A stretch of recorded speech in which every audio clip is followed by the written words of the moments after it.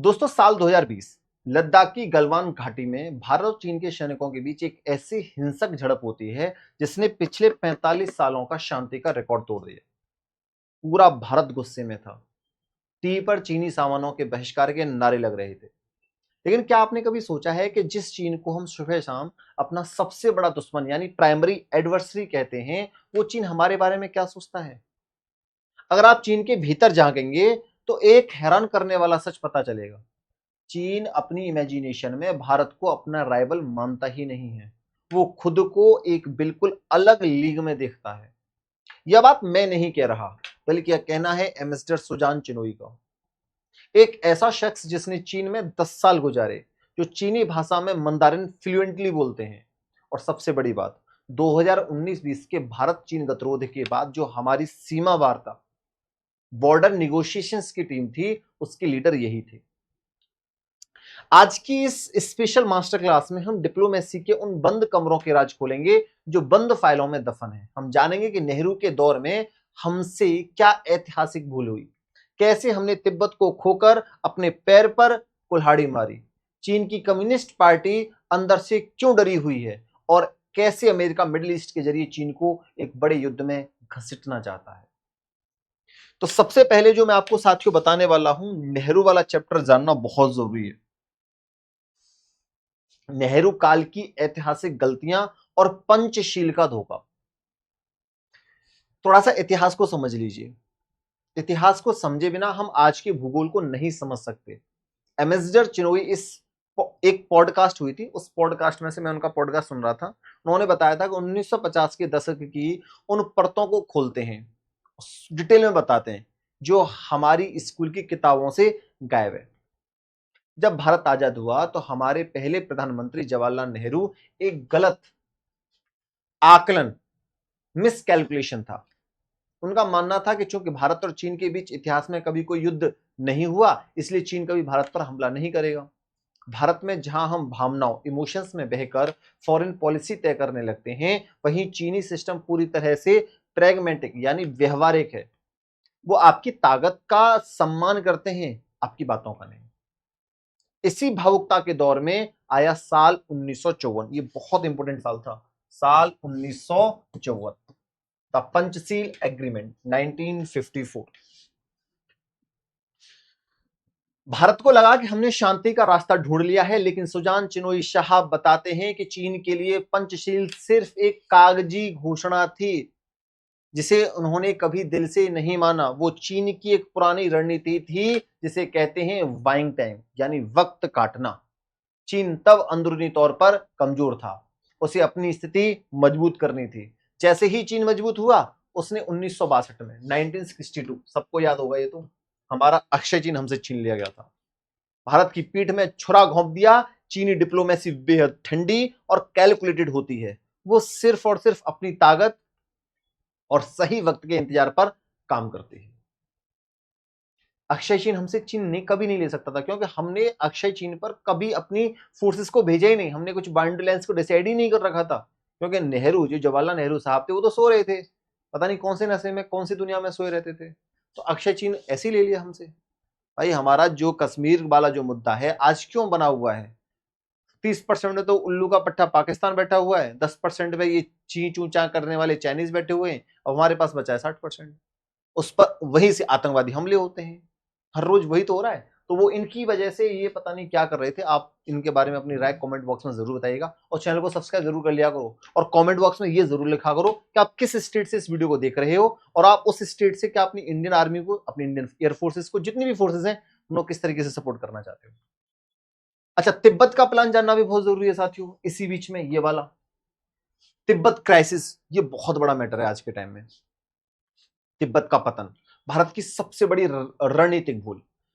अब हम बात करते हैं उस सबसे बड़े टर्निंग पॉइंट की, जिसने भारत और चीन के भूगोल को हमेशा के लिए बदल दिया, द तिब्बत क्राइसिस। इतिहास गवाह है कि 1950 से पहले भारत और चीन के बीच कभी कोई सीधा सीमा, डायरेक्ट बॉर्डर थी ही नहीं। हमारे बीच में तिब्बत एक बफर स्टेट यानी एक शांत मध्यस्थ देश के रूप में खड़ा था। लेकिन 1950 में जब चीन की पीपल्स लिबरेशन आर्मी पीएलए ने तिब्बत पर हमला किया, तो दिल्ली में बैठी भारत सरकार इस खतरे को भांप नहीं पाई। हमने तिब्बत को एक स्वतंत्र देश के रूप में बचाना तो दूर, बल्कि साल 1954 के समझौते में तिब्बत को चीन का एक हिस्सा, तिब्बत रीजन ऑफ चाइना, स्वीकार कर लिया। भारत ने सोचा था कि तिब्बत पर चीन की संप्रभुता के दावे को मानकर हम बीजिंग के साथ हमेशा के लिए शांति खरीद लेंगे, लेकिन हुआ इसका बिल्कुल उल्टा। तिब्बत पर कब्जा करते ही चीन की सीमाएं सीधे हमारे लद्दाख, हिमाचल, उत्तराखंड और अरुणाचल प्रदेश से आकर सट गई। जो मैकमोहन रेखा भारत और तिब्बत के बीच तय हुई थी, चीन ने उसे मानने से साफ इंकार कर दिया। अरुणाचल में तभी तो वो घुस रहा है हर रोज आके। उसका तर्क था कि यह रेखा अंग्रेजों ने तय की थी, इसलिए वो इसे नहीं मानता। उसने साइन भी नहीं किए थे। जब 1914 में मैकमोहन लाइन डिसाइड की गई थी तिब्बत और भारत के बीच में, उस टाइम पर अंग्रेज थे, तो चीनी राजदूत भी वहां आया हुआ था, लेकिन उसने साइन नहीं किया, इसलिए वो उसको मानते नहीं। वो साफ साफ कहते हैं कि हम मैकमोहन लाइन को मानेंगे नहीं, जो भारत के ऊपर जो अरुणाचल प्रदेश है वहां और चाइना के बीच में, जो तिब्बत के बीच में खींची गई थी। अब तो वो चाइना ने उसको कैप्चर कर लिया ना। और जब 1959 में दलाई लामा को जान बचाकर भारत में शरण लेनी पड़ी, तो चीन आग बबूला हो गया। तिब्बत का यही मुद्दा 1962 के भारत चीन युद्ध की सबसे बड़ी और असली वजह बना। अगर उस वक्त भारत ने तिब्बत के मामले में थोड़ी दूरदर्शिता दिखाई होती, तो आज लद्दाख और गलवान में हमारे जवानों को खून नहीं बहाना पड़ता। 2020 का लद्दाख गदरोध है, गलवान, इसको भी थोड़ा सा समझना बहुत जरूरी है। अब सीधे चलते हैं उस दौर में जिसके गवाह खुद एम्बेसडर चिनोई रहे। 2019 और 2020 में लद्दाख में अचानक चीन ने इतनी आक्रामकता क्यों दिखाई? इसके पीछे चीन की एक पुरानी मिलिट्री डॉक्ट्रिन है, जिसे सलामी स्लाइसिंग कहा जाता है। यानी सीधे एक बड़ा युद्ध मत लड़ो, धीरे धीरे बिना आवाज किए सामने वाले की कुछ कुछ इंच जमीन पर कब्जा करते जाओ, पेट्रोलिंग पॉइंट्स को आगे बढ़ाते जाओ, जब तक कि वो जमीन तुम्हारी ना हो जाए। लेकिन इस बार भारत ने चीन के इस गेम प्लान को फेल कर दिया, और चीन की बौखलाहट की असली वजह थी भारत का बदलता बॉर्डर इंफ्रास्ट्रक्चर। पिछले कुछ सालों में भारत ने, आप यहां देख सकते हो, भारत ने सीमा पर तेजी से सड़कें और पुल बनाए, खासकर DSDVO, डरवक चौक डोलोल्ट वेग ओल्डी करके रोड है, जिसकी पूरी फुल फॉर्म है, मतलब उसको शॉर्ट में बोला जाता है DSDVO रोड। इस सड़क के बनने से भारतीय सेना की पहुंच चीन की सीमा के आखिरी छोर तक बेहद आसान हो गई।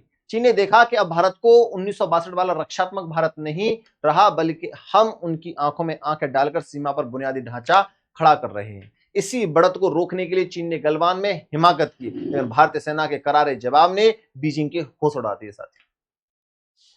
अच्छा, जब नेक्स्ट बात अगर आप यहां करना जा रहे हो, the real face of diplomacy, एक तरफ है आपके नरेंद्र मोदी साहब और एक तरफ है आपके ये साहब, ये जानना बहुत जरूरी। जब सीमा पर गोलियां चल रही होती हैं, तब बैकग्राउंड में डिप्लोमेट्स का असली खेल शुरू होता है। सुजान चिनोई साहब, जिन्होंने खुद इन सीमा वार्ताओं का नेतृत्व किया, बताते हैं कि डिप्लोमेसी वैसी बिल्कुल नहीं होती जैसी टीवी चैनलों के स्टूडियो में चिल्लाते हुए एंकर दिखाते हैं। बंद कमरों में डिप्लोमेसी बेहद ठंडे दिमाग का खेल है। वहां कोई गुस्सा नहीं दिखाता, कोई चिल्लाता नहीं है। वहां दोनों तरफ के अधिकारी नक्शे लेकर बैठते हैं, एक एक शब्द, एक एक कॉमा और एक एक इंच जमीन के पैराग्राफ पर हफ्तों तक मोल भाव होता है।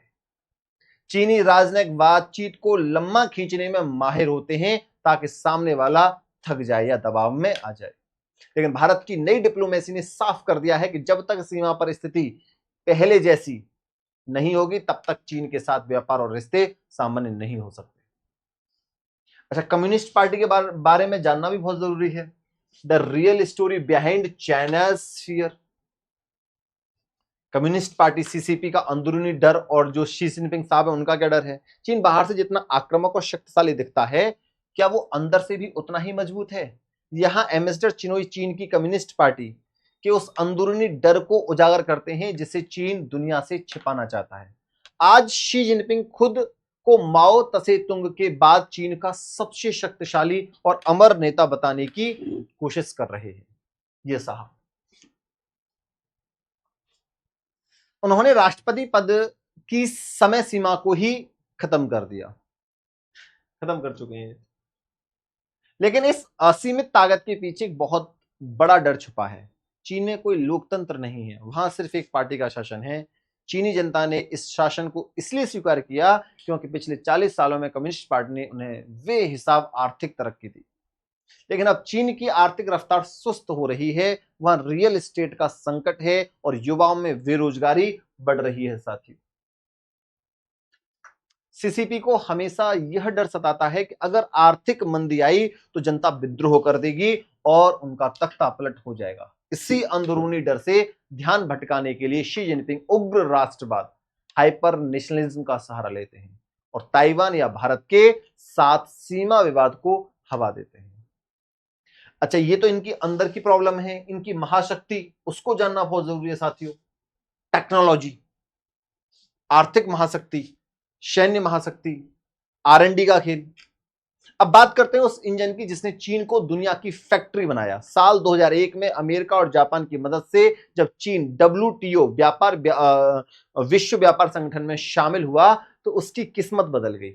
आज चीन एक वैश्विक आर्थिक महाशक्ति तो बन चुका है, लेकिन चिनोई साहब के अनुसार वो अभी भी वैश्विक सैन्य महाशक्ति नहीं है। सैन्य महाशक्ति जैसे अमेरिका है, जिसके दुनिया भर में मिलिट्री बेस हैं और जो कहीं भी अपनी फौज भेज सकता है। चीन की सेना अभी सिर्फ अपने पड़ोस तक सीमित है, लेकिन चीन इस अंतर को पाटने के लिए पानी की तरह पैसा बहा रहा है। वो अपनी जीडीपी का 2.8% हिस्सा 2.8 हिस्सा सिर्फ और सिर्फ वो अपनी R&D पर लगा रहा है साथी, रिसर्च एंड डेवलपमेंट पर खर्च करता है। जबकि भारत आज भी सिर्फ, भारत कितना खर्च कर रहा है? 0.64% पर अटका हुआ है। शी जिनपिंग ने ड्यूअल सर्कुलेशन की नीति अपनाई है, यानी दुनिया को एक्सपोर्ट तो करो लेकिन अपनी घरेलू अर्थव्यवस्था को इतना आत्मनिर्भर बना लो कि अगर कल को अमेरिका, यूरोप उन पर कड़े प्रतिबंध, सैंक्शंस लगा दे तो भी उनकी इकोनॉमी क्रैश ना हो। वो AI और सेमीकंडक्टर्स में पूरी तरह सेल्फ डिपेंडेंट होना चाहते हैं। अब इसके बाद जो सबसे इंपॉर्टेंट पॉइंट है, अगला युद्ध। ये सबसे इंपॉर्टेंट पॉइंट है साथियों, ये जानना बहुत जरूरी है। अगला बड़ा युद्ध कहां होगा?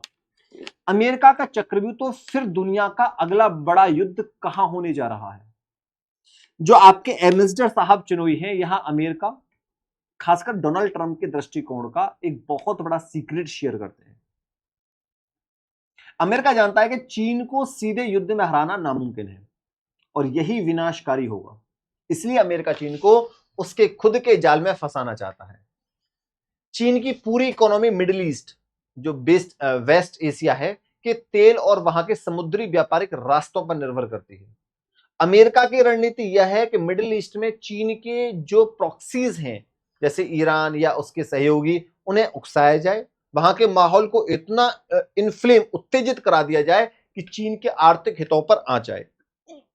अमेरिका चाहता है कि चीन मजबूर होकर अपने देश से बाहर निकले और इस वेस्ट एशियन दलदल में कूद पड़े। अगर चीन इस जंग में फंस गया तो उसकी आर्थिक रफ्तार हमेशा के लिए धीमी हो जाएगी। यह जियोपॉलिटिक्स का वो शतरंज है जहां मोहरे मिडिल ईस्ट में है, लेकिन मात बीजिंग को देने की तैयारी है। अच्छा, भारत का जो ब्रह्मास्त्र है, थोड़ी सी भारत के बारे में बात कर लेते हैं। सॉफ्ट पावर और भविष्य की जो राह है भारत की, वो भी जान लीजिए। इस महामुकाबले के बीच भारत की असली ताकत क्या है? एम्बेसडर चिनोई ने अपने जापान और मेक्सिको के कार्यकाल और खासकर मॉरिशस के अपने अनुभवों से बताया कि भारत के पास एक ऐसा ब्रह्मास्त्र है जो चीन कभी नहीं खरीद सकता, और वो है हमारी सॉफ्ट पावर। जब वो मॉरिशस में थे, उन्होंने देखा कि वहां की 80% से ज्यादा आबादी भारतीय मूल की है। वहां का गंगा तालाब आज भी उनके लिए उतना ही पवित्र है जितना हमारे लिए हरिद्वार। चीन दुनिया को पैसे और कर्ज के जाल में फंसा सकता है, लेकिन वो भारत की तरह लोगों का दिल नहीं जीत सकता। हमें जापान जैसे देशों से भी सीखना होगा जिन्होंने मलबे से उठकर खुद को खड़ा किया। आज दुनिया भर में फैले हमारे प्रवासी भारतीय दुनिया की सबसे बड़ी कंपनियों के CEO हैं और कई देशों की सरकारों को चला रहे हैं। लेकिन इस 45 साल के डिप्लोमेटिक अनुभव का आखिरी और सबसे कड़वा निचोड़ यही है, सिर्फ सॉफ्ट पावर के भरोसे जंग नहीं जीती जाती। और भारत को चीन को रोकना है तो हमें खोखले राष्ट्रवाद और टीवी डिबेट से बाहर निकलना होगा। हमें अपनी कमियों को स्वीकार करना होगा। हमें अपने R&D बजट को बढ़ाना होगा। अपनी मैन्युफैक्चरिंग, मेक इन इंडिया को असल मायने में स्केल करना होगा। और अपनी सीमाओं को अवैध बनाना होगा। चीन एक ऐसा देश है जो सिर्फ और सिर्फ ताकत की भाषा समझता है। जिस दिन भारत आर्थिक, तकनीकी और सैन्य रूप से चीन के बराबर खड़ा हो जाएगा, उस दिन सीमा के सारे विवाद बिना एक भी गोली चले खुद पर खुद सुलझ जाएंगे। आपको क्या लगता है, क्या भारत आने वाले सालों में R&D और मैन्युफैक्चरिंग के मामले में चीन को पछाड़ पाएगा? अपनी राय कमेंट बॉक्स में जरूर साझा करें। अगर यही डीप एनालिसिस आपको पसंद आया हो तो वीडियो को लाइक करें और चैनल को सब्सक्राइब करना ना भूलें। मिलते हैं अगले किसी बड़े भू राजनीतिक विश्लेषण में। जय हिंद, वंदे मातरम। धन्यवाद साथियों।